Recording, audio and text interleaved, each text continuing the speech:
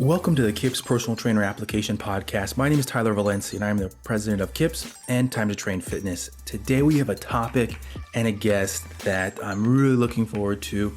To this date, we have yet to talk about martial arts, how it integrates into the fitness industry, how a client can start some of these practices, or even as a trainer, how you can learn more about these. So today we have Master Phil Ross on the episode. Master Phil, thank you for coming on the podcast.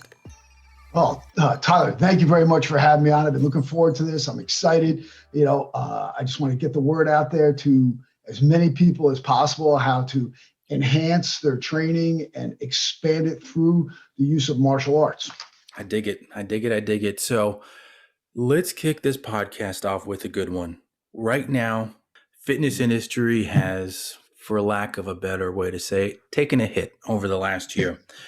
Yeah. As being a business owner, what can you share and talk about with some of the difficulties you face with being in the martial arts area of the fitness industry and some of the items that you faced over the last year? Okay. Well, I'm luckier than most. But people say, wait a minute, how, what, you dropped 78% of your income from January 2020 to May of 2020. How can you say that you're luckier than most? Well, I was in the online arena for quite a while already. Mm-hmm. I have some online certifications that I do. I have, I've been on Leaders in Fitness, Burn Along, Ubiquifit, so forth. I'm on these online applications, these platforms.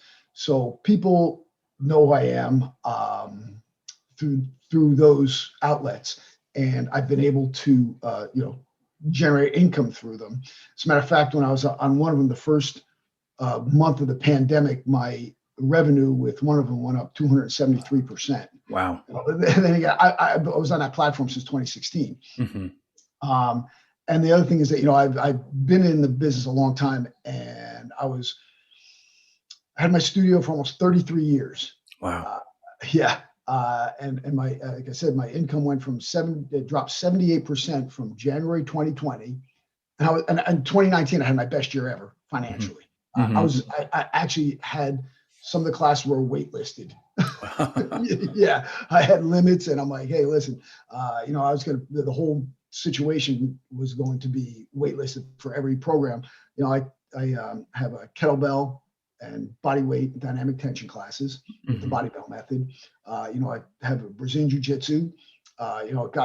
We would go to tournaments and win, 10, 12, 15 medals at one day, Mm-hmm. my team. Mm-hmm. And then we also did, stand-up martial arts as well, children's, adults.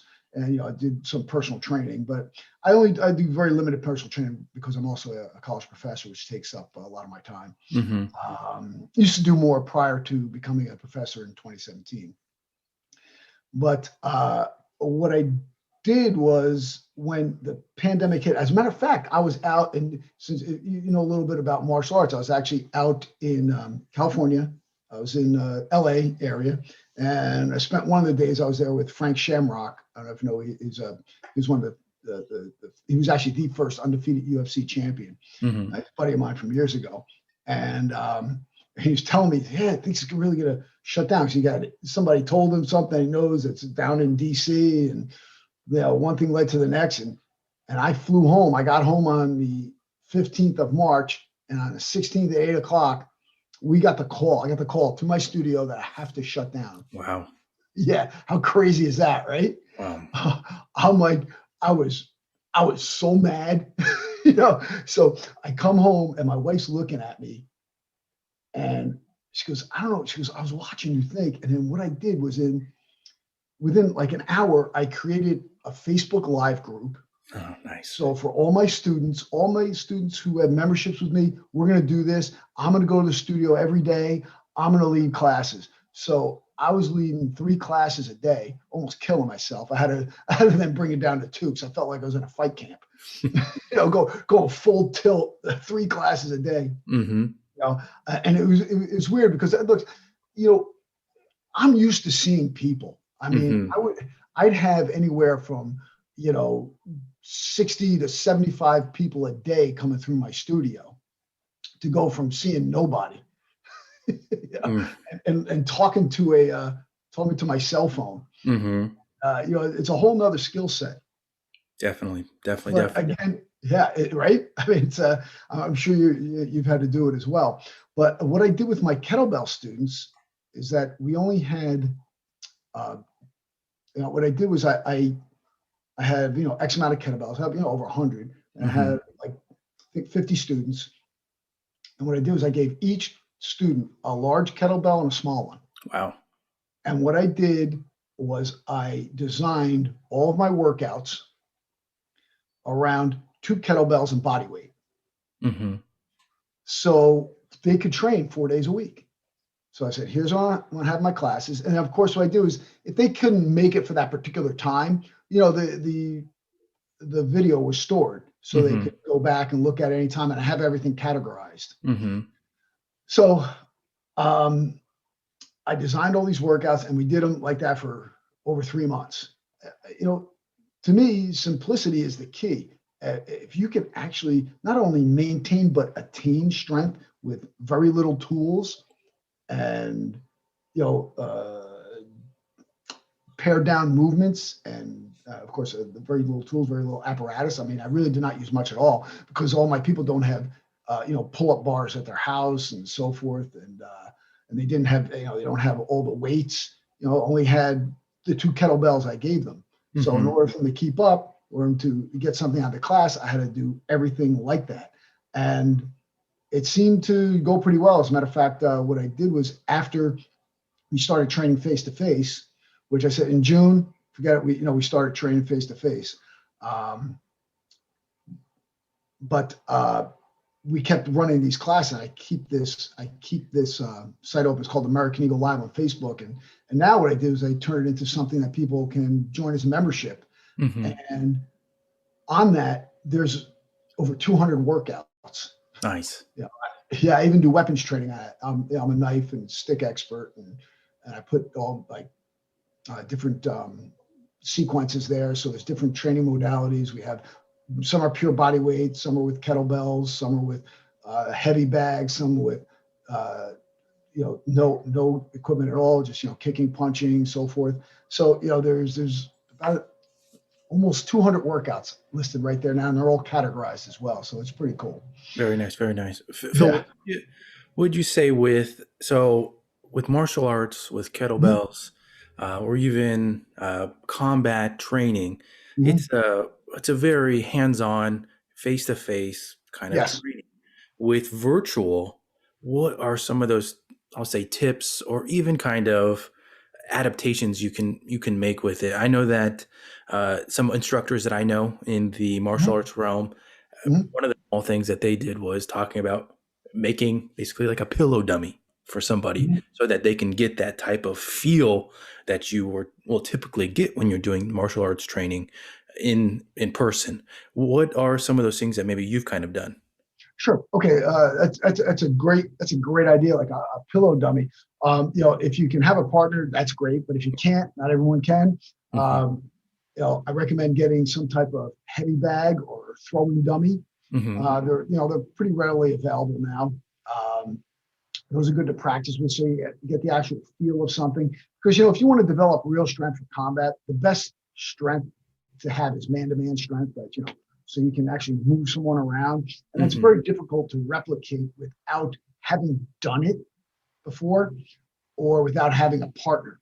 Yeah. If you've done it before and you know how your body's supposed to feel, you can replicate it with like a pillow dummy or with throwing dummies, but you don't have that reactive component, so you have to really focus on your training. And so one of the things I've done to combat that is I provide educational segments on actually how to move and position yourself and what your body's supposed to be feeling at that point in time.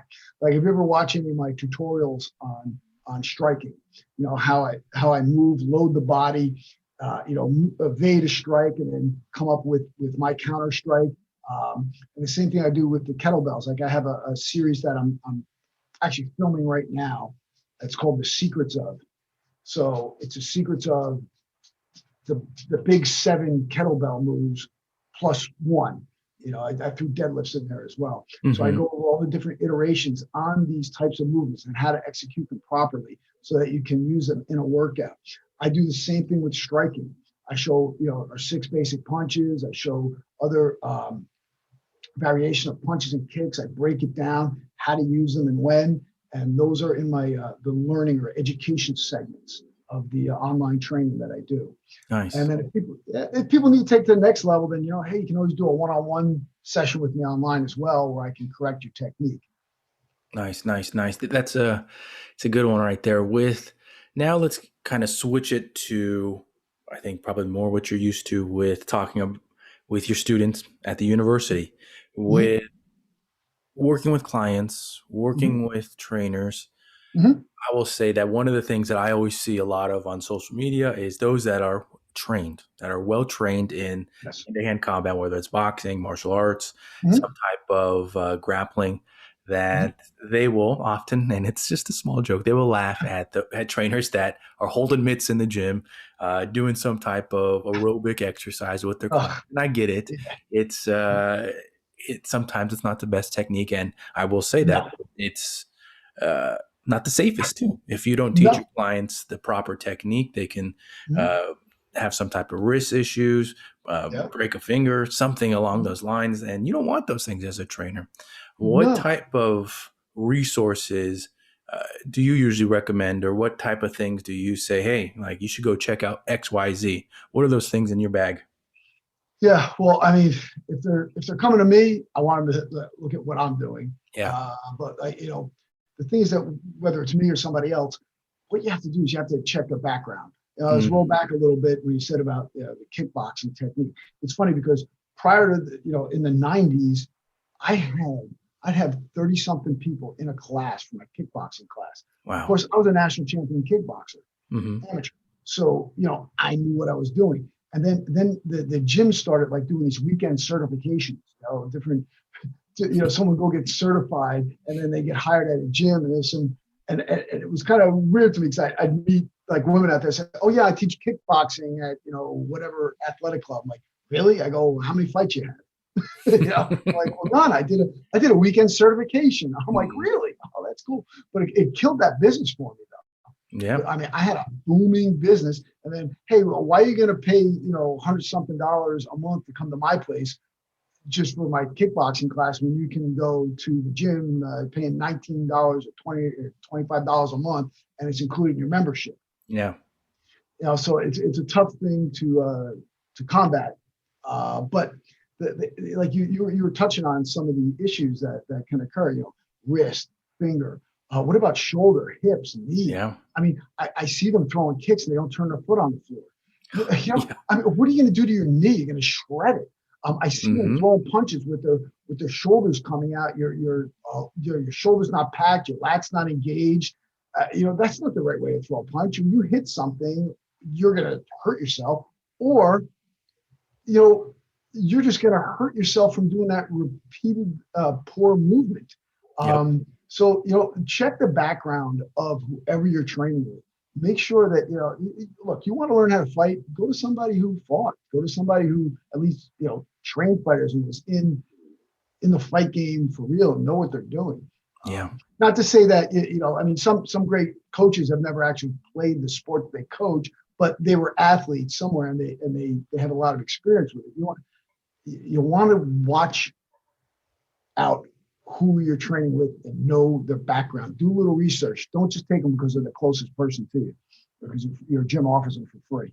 Yep. I will say that, and I'm not trying to claim at all that I know how to fight, train, but just speaking from experiences with taking. So when I say class, this is Mm-hmm. not your typical kickboxing class. The Right. instructor, he was somebody that multiple times a week he's going himself to go practice Right. with his coach. And I will say that when I would attend this class, and I have no problem admitting this, that the partner that I would often be paired up with, she Mm-hmm. honestly, when she would kick the bags, I would honestly go back like a foot back. She was that powerful, and she was at least 6 inches shorter than me. And if you Yeah. saw her on this tree, there's no way you'd know. But she was very committed to her training. Not seriously, it's not she was going to go fight anybody, but Mhm, mhm. she was that well versed in exactly what you mentioned with the lower extremities, whether it's the knee, whether it's the foot. If you I'm going to try to create a picture here for people Mhm. listening in. When you throw a kick, and when you do actually follow proper mechanics and you rotate that plant leg, rotate that foot, there is so much more force Oh. put into that bag. It's night and day. It's night Mhm. and day. So now imagine when you don't have proper mechanics and you don't turn that foot, all that force, that rotational force going onto that knee where you're planting, it's just one of those things where if you were doing that with a client, it's an injury waiting to happen. Yes. And so that's why we're bringing this up, talking about it, because getting that training from somebody that has experience, because it's great if you're taking that step to go get a certification, whether it's a weekend one or a course that's online, modified, hybrid, whatever that might be. It's the first step, but you still got to take the experience route after to get experience doing it yourself, because it's like we've been talking about, it's one of those hands-on where you got to get that physical practice with somebody because it's big. Oh yeah, yeah. Things like you talk about that because they said force has to go somewhere, Yep. and force is always going to go to the weakest link. Yeah. Back in the day, we used to punch these makawara. I don't know if you know what they are, but a real makawara is a stand which gives. I mean, it makes your knuckles and your elbows and your shins and your feet very tough because it's like we take two 2x4s, bolt them together and wrap them with hemp. So man, I was conditioned when I was fighting bare knuckle. I was very conditioned. But prior to that, I took a bag sack filled with sand and hung it on a cement wall and hit. I wound up getting wrist and elbow, right? I thought, oh, I'm tough, I'm strong, right? Yeah, but you know what? Hey, dopey, guess what? You're not as strong as a wall. So when you hit that wall, that force is going somewhere. It's going back into my wrist, back into my shoulder, back into my elbow.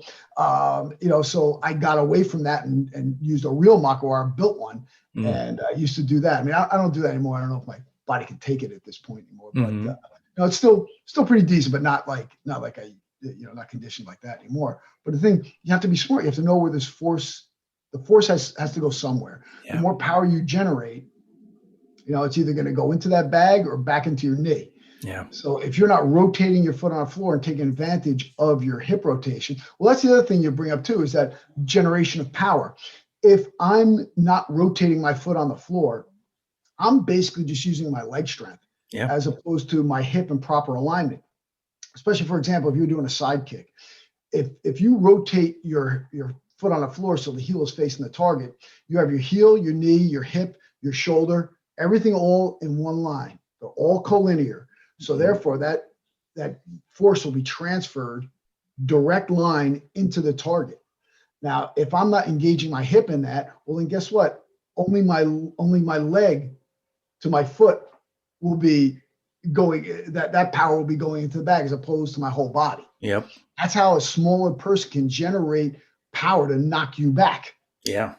Oh yeah, it's real power. I can speak from experience on that one. As someone smaller than me, but she would honestly put me back, and it was just impressive, amazing with her technique. But those are big things that we're talking about now for client application, and kind of going on another tangent for client application with this. Not every client is immediately, okay, I want to do this type of training. I want to do martial arts training. I want to learn how to throw punches or kicks. But there are so many different benefits that we can chat about, whether it's the mental approach to it or the mental well-being after that's associated with it. But with a client that has never thrown a punch or a kick, what are typically some of those conversations that you have with that type of client?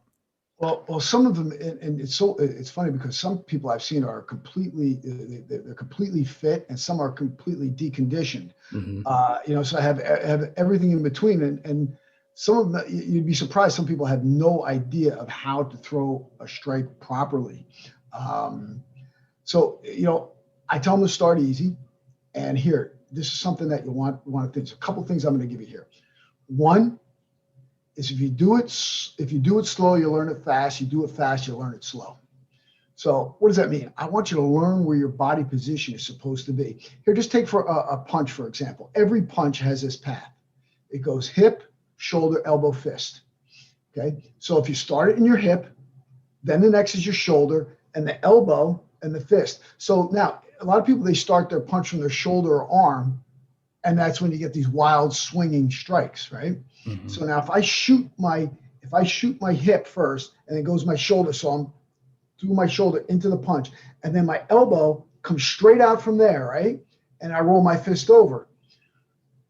Everything is in one straight line. Mm-hmm. I'm using the power of my hip, the power of movement. And then you time that with a step in, so that when you step in, when your foot lands on the ground, you time it so that your fist is landing on the object that you want to hit at the same time. So you're taking full advantage of forward momentum, lack of friction, generation of power from the use of the hip, weighting the technique properly. So bang, you drop the weight onto the technique. So, this is how I'm going to teach someone in the beginning and say, there's, every punch goes through this path. Goes hip, shoulder, elbow, fist. And then do it fast, you'll learn it slow. So you better do it slow so you learn it fast. Because, especially guys, women are generally a little more patient at this than guys are. Guys, they want to kill stuff right away. Right? Mm-hmm. Okay, great. And the other thing that I teach people is you have to move when you strike. How many times you see people at the gym, they put Rocky on and they just hit the bag like a maniac for however long time, right? There's mm-hmm. no rhyme or reason. They're creating no muscle memory or anything, right? No. First of all, you want to move when you strike. So don't just stand there in front of the bag. You hit, you move, right? Stick and move. Mm-hmm. Now, the other thing is have a plan for every single round. I have a plan for every single round that I do when I hit the heavy bag. That's good. Okay. Mm-hmm. Let's say we use the six punches. Okay. We got 1, 2, 3, 4, 5, 6. So, a 1 is a jab. Everything that is odd is on the lead. Everything even is on the rear. So 1 is a jab, 2 is my cross, 3 is my lead hook, 4 is my my rear hook, which also is sometimes called a body shot. Mm-hmm. 5 is a lead uppercut, and 6 is a rear uppercut. Okay. Also in the body shot category. Mm-hmm. So I'd say I pick my combination for that round. And I work that combination as I move around the bag. And then when the next round comes, I do a different combination. So what am I doing? I'm creating this muscle memory, this conditioning, and a term that I use in one of my books, Survival Strong, I call it IT. That's mm-hmm. instinctive technique. I'm creating that instinctive technique in my movement so that when it happens, pop, pop, pop, I don't have to think about it. I'm just going to react and go. So this is one of these couple of takeaways can really up your game significantly. Remember the path of the punch. First, start slowly. Okay. Do your combinations. Have a plan when you hit the bag. In the lead up to this episode, you mm-hmm. and I actually talked about just through email and kind of mm-hmm. joked about with the, I'll say the research I do for an episode.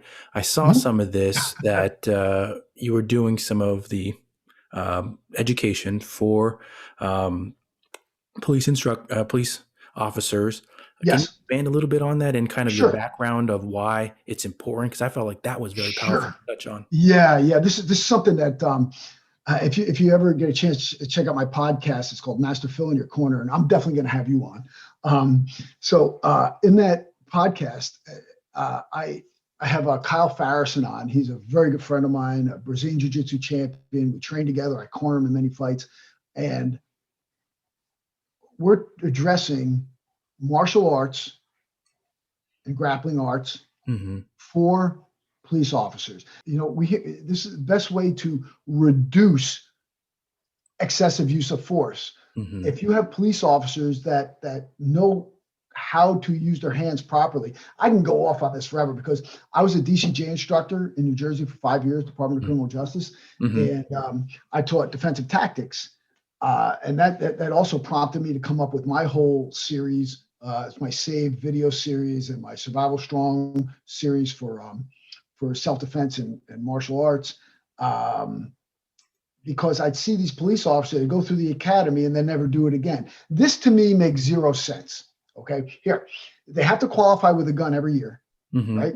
Every police officer does. Okay, understandable. Yeah. And then you look at it, well, how many times does a police officer fire their gun in a lifetime? Some of them go their whole career, 20, 30 years without firing a gun once. Yep. How often do they put their hands on someone? A lot more. On a daily basis, right? Yeah. In some neighborhoods, several times a day. Okay. So why aren't you training like that? Why aren't you training to do it safely and properly? So what SAS Training Group is I'm the only non-cop in it.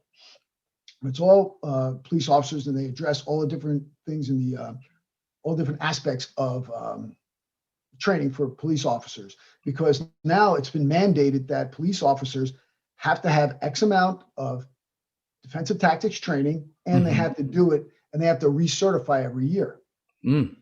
So here's the problem. And also, I said this, I go, listen, if police do not put forth the guidelines, if they don't take the initiative and put forth the guidelines here, well, guess what? Someone else is going to do it for you. Yeah. And this is what's happening. So I want to try to get this. I'm working on some other things. Hopefully I can get in with the Attorney General of our state AG, and get some of these, the curriculum really set. Because I mean, I'll tell you, a lot of these people writing these laws and have never been in a fight, and have never been, trying to arrest somebody, have never been in a situation like that. They really don't know the dynamics and what occurs and what can occur. And a lot of it is just based on perception. I dig the proactive approach to it, though, with the educational training. But I think yes, a lighter note of it is that it brings open a new opportunity that I'm sure many trainers don't think about. Yes, this is another avenue, because you know what, the thing is that if we get this implemented, now it's implemented in New Jersey. So, we're running this up right now. We've been meeting with the AG. As a matter of fact, I even got the use of force continuum before most police officers got it. I have the guidelines, because we're designing everything around that. All the techniques are going to be within these guidelines. And there's a lot of positional stuff, distance, where your weapon is. But the thing is that the police have to practice it. And if it's being put forth in an interesting manner, and it's concise, and it's something that they can put forth in a courtroom, and it can be defended in a courtroom, that they went by the protocol, hey, guess what? We have a good situation here. And the other thing is, look at this. Look, Tyler, just think about this. If you know that the police force is out there trying to make themselves better, how does that make you feel? Much safer, much better. Exactly, much better, right? Look, I don't want people running around in fear that they're going to get, or with a perceived fear that, they're going to get shot by the police or whatever. No. Listen, and this makes the community feel better too. Say, hey, listen, my police officers are trying to do the right thing. They're being proactive. And I will guarantee you that if they go through this training, it will 100% lower the amount of deaths and shootings by police, because they're going to have more confidence. Yeah, agreed. That's a very good point. And I can tell, just from looking at social media, you're very passionate about it, and there's good reason behind it. Very good reason behind why. I am very passionate about this, because I think that I can make a difference. Listen, I'm going to go out on a limb here, and I'm going to just say why you've gotten into this industry, because I know why I got in, and I will guarantee you, because you don't get to your level, you don't get to my level without wanting this. Why are we here? To make people's lives better. Yep. To make people's lives better. If I can use my talents, my skills to make people's lives better, I'm going to. Like, you also brought up the thing about, you talk about the mental aspects and how it helps with mental health. As a matter of fact, I was pinged by the college that I work at to do a presentation to the whole school obviously it's going to be virtual, but on fitness, physical activity, and mental health, because the two go hand in hand. Taking a pill, your head's going to blow up.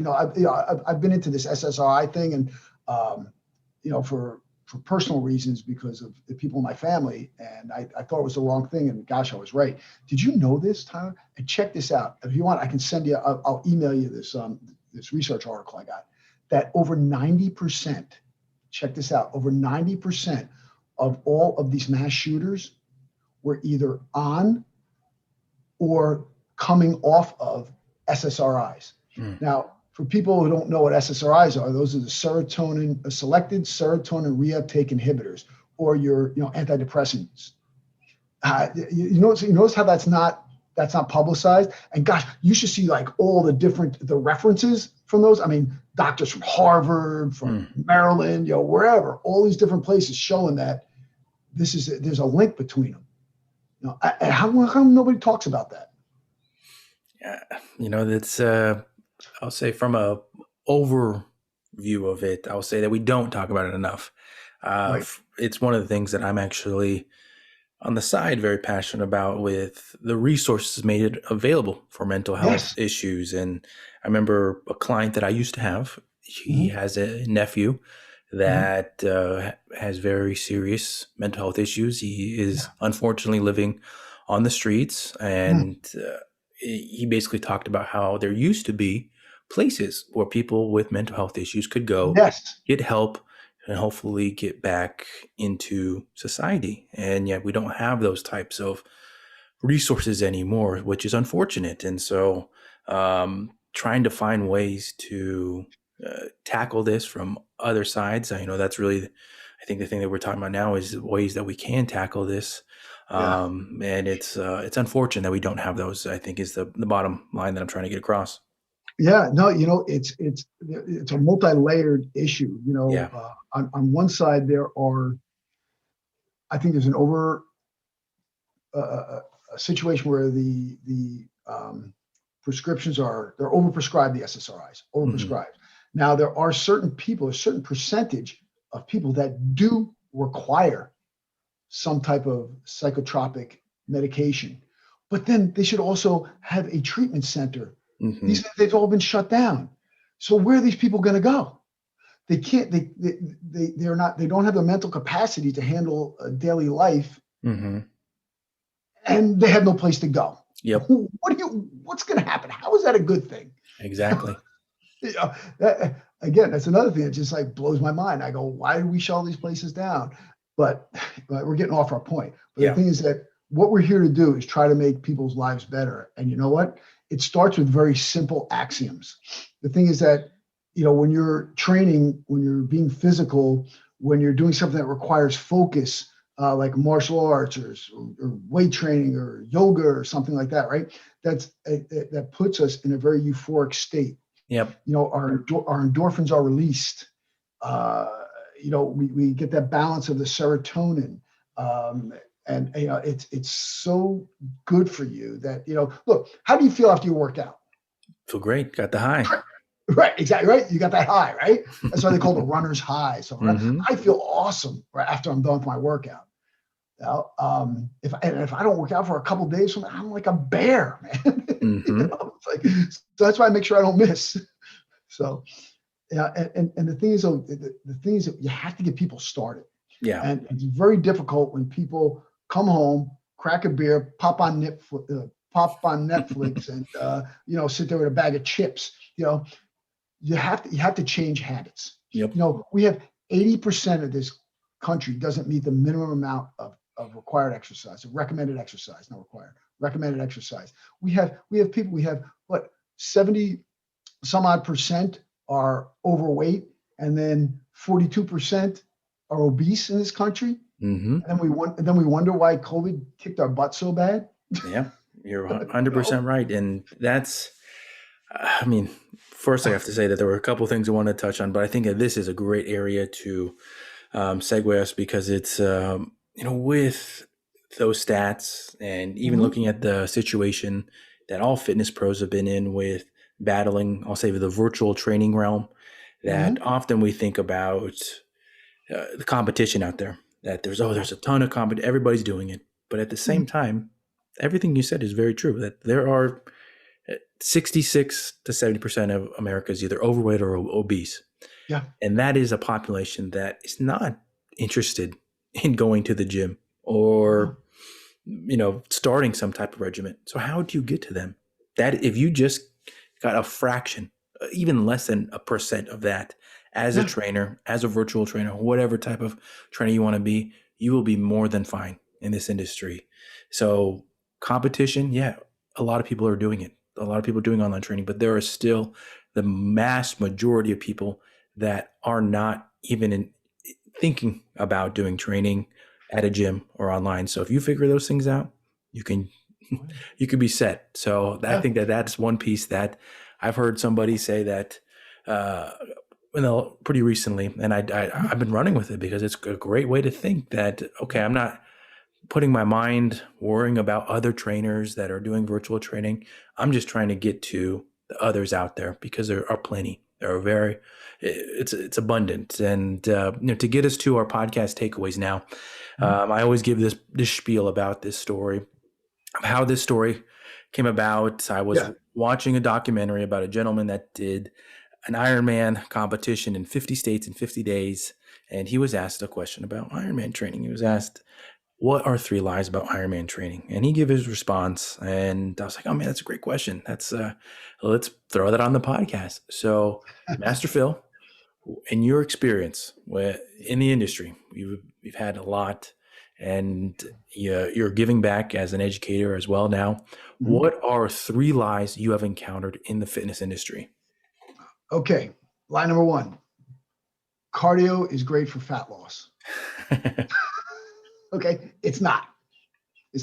There are some people who do cardio for days and they don't lose fat. Okay. Cardio does burn calories, but you know what? You have to do resistance training and whole body training if you want to lose fat.